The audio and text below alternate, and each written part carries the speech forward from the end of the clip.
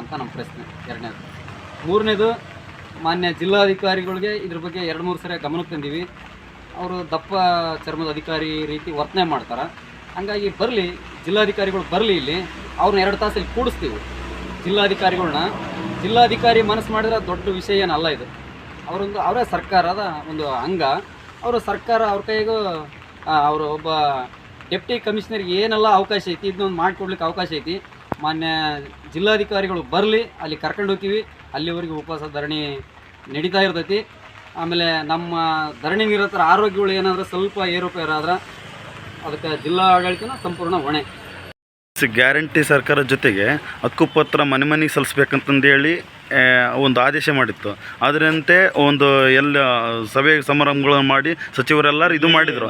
ಆದರೆ ಈ ಹಕ್ಕುಪತ್ರಕ್ಕಾಗಿ ಹೋರಾಟ ಮಾಡೋಂಥ ಸರ್ಕಾರ ಯಾಕೆ ಇವ್ರಿಗೆ ಕೊಡೋಕ್ಕೆ ವಿಳಂಬ ಮಾಡ್ತೈತಿ?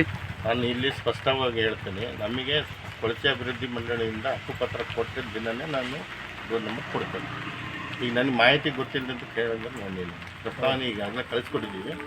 ಅದ್ರ ಮೇಲೆ ಮತ್ತೆ ರಿಮೈಂಡರ್ ಹಾಕ್ತೀನಿ, ಆಮೇಲೆ ಅವ್ರ ಮೇಲೆ ಕಳಿಸ್ಕೊಡ್ತೀನಿ. ಹಕ್ಕುಪತ್ರಕ್ಕಾಗಿ ಅಭಿಯಾನ ಮಾಡ್ತೈತೆ ಸರ್ಕಾರ, ಆದರೆ ಹಕ್ಕುಪತ್ರ ಕೇಳ್ಕೊಂಬಂದರಿಗೆ ಕೊಡ್ತಾಯಿಲ್ಲ. ಇದು ಯಾವ ರೀತಿ ನ್ಯಾಯ ಅಂತ ನಾವು ತಡವಾಗಿದೆ, ಇಲ್ಲ ನನಗೇನೋ ತಡ ಆಗಿದೆ. ಈ ಬಗ್ಗೆ ನಾನೇ ಪರ್ಸನಲ್ ಇಂಟ್ರೆಸ್ಟ್ ತೊಗೊಂಡು ನಾನು ಇವತ್ತು ಇಲ್ಲ ನಾಳೆ ಬೆಂಗಳೂರಿಗೆ ಹೋಗಿ ಅದಕ್ಕೆ ಏನಾಗಿದೆ ಕಷ್ಟ ನೋಡಿಕೊಂಡು ಸಮಸ್ಯೆ ಬಗ್ಗೆ ಪ್ರಯತ್ನ ಮಾಡ್ತೀನಿ. Okay, thank you. ಈ ವಿಮುಕ್ತ ಮಾಜಿ ದೇವದಾಸರು ಮತ್ತು ಇತರ ಅತಿ ಹಿಂದುಳಿದ ಮಹಿಳೆಯರು 40 ವರ್ಷದಿಂದ ಒಂದು ಜಾಗದಾಗ ವಾಸ ಇದ್ದಾರೆ. ಅದು ಡಿನೋಟಿಫಿಕೇಷನ್ ಆಗಿ ಅದು ಸ್ಕೆಚ್ ಎಲ್ಲ ರೆಡಿಯಾಗಿ 3 ವರ್ಷದಿಂದ ಅಲ್ದಾಡಿಸ್ತಾ ಇದ್ದಾರೆ ಅಧಿಕಾರಿಗಳು.